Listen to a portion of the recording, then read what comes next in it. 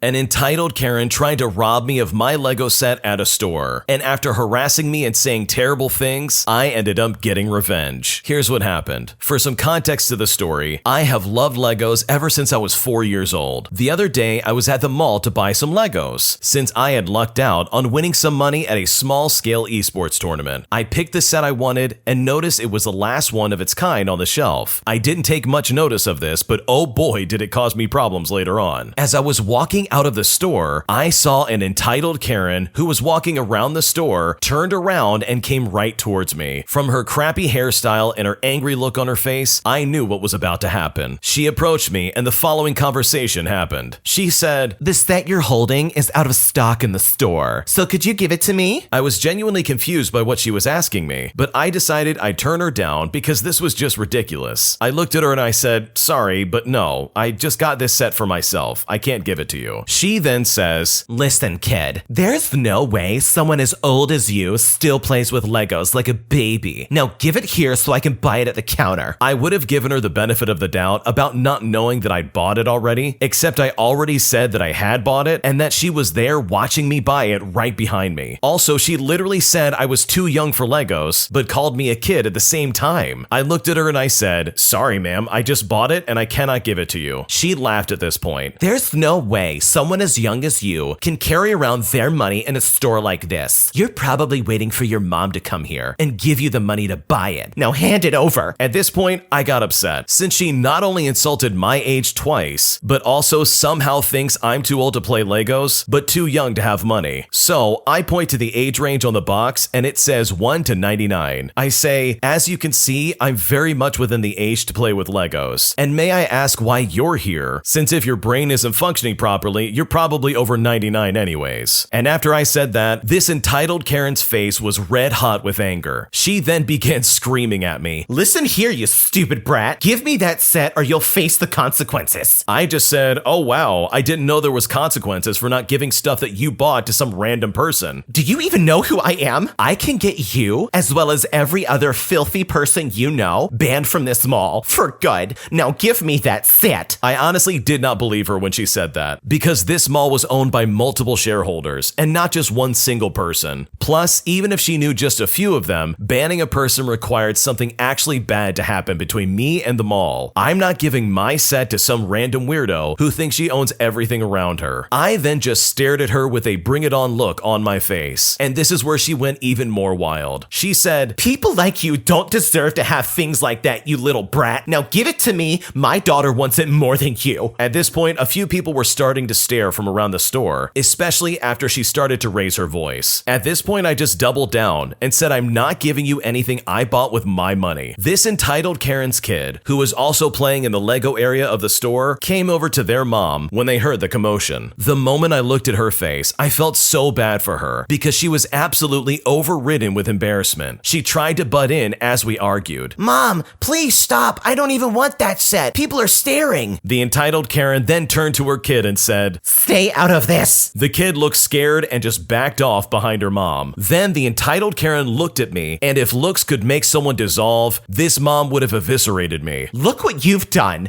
You're embarrassing me in front of my kid just because you're so selfish. You can't just give me the Lego set for my daughter. You are such a moron. Now give me that set or I'm gonna call security." After she said this, I looked her square in the eye and I just said, "Go ahead, call him." The entitled Karen then does just that. She calls the security, but then strides up to me quickly and hits my hand hard with her bag, so I drop the set. She then picks it up and holds it as if it's hers. All the while, her kid is trying to tug at her dress and tell her to please stop. The entitled Karen then turns and yells at this kid, saying that she's doing this for her and screaming for her to go back. At this point, the security had finally shown up and they had just seen the part of the kid running away. This entitled Karen tried to run after her kid, but was stopped by security. They questioned us, but when I tried to speak, she interrupted me and just started yelling, "What took you so long? Arrest this man. He tried to steal the set I bought for my daughter." They looked at me weird for a second, but then I spoke up. I asked them if we could just check the cameras, because then they would know the truth. After I said this lady's face was redder than a ripe tomato. She then tried yelling that there were no cameras in here, but I pointed to a camera about 4 meters away from where we were standing. I also added that I'm sure at this distance, it would have recorded all the audio as well. I smirked smugly at this entitled Karen as her face went paler than a marble floor. I wondered if she was a lizard person who could change colors. After we checked the cameras and the audio, they immediately kicked her out of the store and banned her from coming here ever again. When I left the store, much to my terrible disappointment, she was waiting for me by the entrance of the mall. I can't describe how bad I felt for this kid, especially as the entitled Karen screamed and yelled at me, claiming that I was selfish. And at this point, I had just had enough because I yelled back at her saying, "You can keep that trash talk for the police because I'm calling and reporting you for assault and harassment." And then suddenly at this point, she went quiet and tried to apologize, but I was not having it. I ended up calling the cops and she bolted for her car. Thankfully, I took a picture of the car with a number plate as she was leaving and gave it to the police when they arrived. I also showed them the camera evidence of both the things that she said in the store and at the mall entrance. They asked if I wanted to press charges and I gladly replied with a yes. A few days later, I get a call from the cops telling me that she would have to pay $3,400 for the assault and harassment, as well as spend 3 days at the station, plus 700 hours of community service after all of that. They said that she was married to a really wealthy husband who is the owner of a famous local brand, and this specific local brand did have a big share in the mall. But as soon as he heard what happened at the store, he decided to pay absolutely no bail to reduce her sentence. So in the end, I got glorious revenge. But I can't help but feel a little bad since her punishment was pretty brutal. So what do you think? Am I the jerk in this situation? This story and situation is absolutely brilliant because first and foremost, you are not the jerk here. You did everything right. You stood up for yourself, you called the cops on this lady who was harassing you outside the mall, and this lady assaulted you. I'm surprised the people in the mall didn't call the cops sooner. So no, you are not the jerk. If anything, you did everything right and you handled that perfectly. You got a picture when she tried to run off and you had all this evidence to use against her. And in my opinion, the worst part about her sentence is the fact that she has to do 700 hours of community service. That sounds absolutely miserable, but after the way she treated you, I think she got exactly what she deserved. And while it doesn't happen often, sometimes you can get that glorious revenge on an entitled Karen who absolutely deserves it. If you like this story and would like to submit your own, check the link in the description for the Am I the Jerk podcast subreddit. We would love to hear about your experiences. An anger management therapist throws an absolute temper tantrum over just a few dollars at the restaurant I work at, and I could not be more surprised. So I thought this particular couple was going to be my last table. They seemed to be done with their meal, so I wanted to get them paid and off my mind. I had a sudden rush of about 12 to 14 people in my section, and I really just wanted to go home at some point tonight. After they declined dessert, I dropped their check off and resumed setting up my 2 large parties that just came in. As I'm stressfully trying to get things moving with one of the parties, the guy from the couple is waving me over to their table. I'm thinking in my head, oh, please don't order anything, just leave. When I come over to this guy, he looks irritated and starts to argue with me over the price of their drinks. One of them is discounted because it's on the late night happy hour menu, but the other one is not. I try explaining this to him, but he keeps insisting that if I discounted one, that I should discount the other. For the record, I don't discount the drinks myself. The prices are already set in our system on the computer. He's getting more and more annoyed as he's incessantly flipping through our drink menu, intent on finding something to support his argument. He then turns to the page with a list of drinks that have late night discounts, and I immediately point to the page. As I'm trying to explain exactly why these drinks are listed the way they are, he slams the menu closed on my finger and continues on with his angry rant, stating that this should have been explained to him, especially since one of their drinks wasn't going to be discounted. At this point, I had had enough. I had already pulled my finger out of the menu that he slammed closed, and I said, look, I'm gonna go find a manager to explain it to you. Then I turned around and walked towards the kitchen. He then starts shouting, where are you going? Why are you walking away? As if I didn't just explain to him what I'm doing. I was starting to get irritated myself, especially since he was wasting my time when I needed to take care of 2 large parties. I explained to my manager that he was crying about not getting a happy hour discount on a non-happy hour drink. I also told the manager that he just wanted to argue with me and that he slammed my finger in the menu when I was pointing at the happy hour drinks trying to explain this to him. I explained this to my manager and I apologized that she would have to waste her time dealing with this nonsense, so she walked over to just go ahead and deal with him. He told my manager that I lost my temper with him and that his girlfriend went to wait in the car because she was scared of me apparently. He added that he's a therapist, that his office was just up the street, and that she should consider sending me to him for some mandatory mandatory counseling. For the record, no, I did not lose my temper. And your date did not leave because she was scared. She left because your little temper tantrum over the price of a drink, maybe $2 to $3 difference, was embarrassing her. After he left, we looked up his business and got a huge laugh out of it. It didn't list his qualifications, and most of his Google and Yelp reviews just completely trashed him. And most of the people that went there were just referred from traffic court. The last time I was sent to traffic court, they provided a list of qualified traffic schools to attend. So somehow this clown got on one of those lists. Reviews included people saying he doesn't know what he's doing, he often tells people that they need to pay cash because the credit card reader is down that day, also known as possible tax fraud, and he makes people write positive reviews about what they've learned and accomplished in exchange for their completed documents. Needless to say, this guy was a complete joke. You know you have issues when you lose your temper over $2 to $3 for a drink. It's as if this guy just didn't want to accept the truth and read that, hey, I was wrong. And the fact that he's an anger management therapist and he acts like this in public is unfortunately a very telling sign that he is not practicing what he is preaching. And what kind of toxic scumbag would make other people give him positive reviews just so they can get their completed records? That has got to be some kind of unethical behavior, especially from a therapist. I mean, come on. But hopefully next time he just doesn't go to that restaurant because clearly he doesn't know how to read and he is just going to get upset over a $2 to $3 discrepancy on the final bill. I snooped through my husband's phone and found a Tinder verification email from 4 years ago, and I don't know what to do. So my husband and I have been together for 5 years, and we've been married for 1. He's not given me any indications of cheating before this incident, so I was feeling very insecure about myself the other day and did something that really made me feel bad. I went on my husband's phone and went to his emails and typed in Tinder to see if he had ever been on this app behind my back. We met on Tinder ourselves, but deleted it together 5 years ago. And wouldn't you know it, after checking through the phone to see if I find anything for Tinder, I find this email asking him to verify his email for Tinder 4 years ago, meaning that 1 year into our relationship, he had re-downloaded Tinder. I never found any other messages or emails on his phone that were suspicious. But now, because of this email, I don't know what to do. On one hand, I know I did something wrong, and I should not have invaded his privacy and gone through his phone. But what if he did something wrong too, and this is the only way I would have found out? The only legitimate reason for it that I can think of is that at one point, he looked through and downloaded all sorts of messaging apps for work because he was designing a fake messaging app for some presentation and was looking for different styles online for some inspiration. I remember him asking me to download some too so he could see how the chat looked with me, and I remember him talking about the way Tinder looked back then as well. The problem with that is that I don't remember if those conversations with him happened 3, 4, or 5 years ago. So at this point, I'm stumped on how to proceed from here. Do I ask him about this and admit that, yeah, I went through your phone and found something sketchy? Or do I keep quiet about this because I was an idiot for going through his phone behind his back in the first place? What should I do? I think realistically, you just need to talk to your husband and ask him what's going on with this. You've been together for several years, and it's not like you don't know this man. So in your heart of hearts, I'm assuming you probably think there's no way he would cheat on you. And to be honest, I think you're right. And I think you've also done a really good job of explaining why he might have downloaded Tinder once again. From the sounds of it, it looks like it was a work-related thing where he was trying to figure out some kind of user interface for a thing that he was doing with work, and that's maybe why he decided to re-download it just to look at their interface to get inspiration or something like that. But as of right now, you legitimately only have an email trying to confirm that he was downloading Tinder. Like, that's it. You don't have anything else. It'd be different if you went through his phone and found like text message conversations or emails or photos or something to indicate that he's cheating. But right now, it's just nothing. If anything, you should just bring it up with him and say, hey, this is what I found on your phone. And in my opinion, going into that conversation, you then need to be ready for the conversation about how you went through his phone without asking. I mean, at the end of the day, that is a breach of trust. And you went through his phone on a whim just because you're feeling paranoid, which in my opinion isn't really a good reason or a good thing to do. Because if anything, it's just a reason to cause friction in the relationship. So hopefully this conversation goes well, and hopefully he just downloaded Tinder for a work-related situation. Otherwise, this situation could get a lot worse. My friend seems to enjoy finding ways to humiliate me, and I'm really not sure what to do. So I've known my best friend Mary for about 7 to 8 years now. Mary is not her real name. I've had her back through tough times, and she's had mine. The rest of this post might make her sound really bad, but honestly, she is not a bad person. She's a kind and caring friend. But there is one thing I've noticed that she does a lot lately that I don't understand fully. She seems to keep finding ways to make me feel humiliated. frustrated. Recently, I was at her place and she came out of the bathroom. She sighed and said, "This is awkward, but every time you use my toilet paper, you pee on the floor. I'm sorry, I didn't want to say it, but I'm just so tired of cleaning it up." I was genuinely shocked and embarrassed, and I believed her. It's not a problem I've ever had anywhere else, but maybe there was a chance I was just careless, or there's something about her toilet that makes me stand up funny. The next time I used it, I was very careful and made sure I checked the floor after I was done. It was perfectly dry, so I just washed my hands and I left. 10 minutes later, Mary used the bathroom, comes out and says the same thing.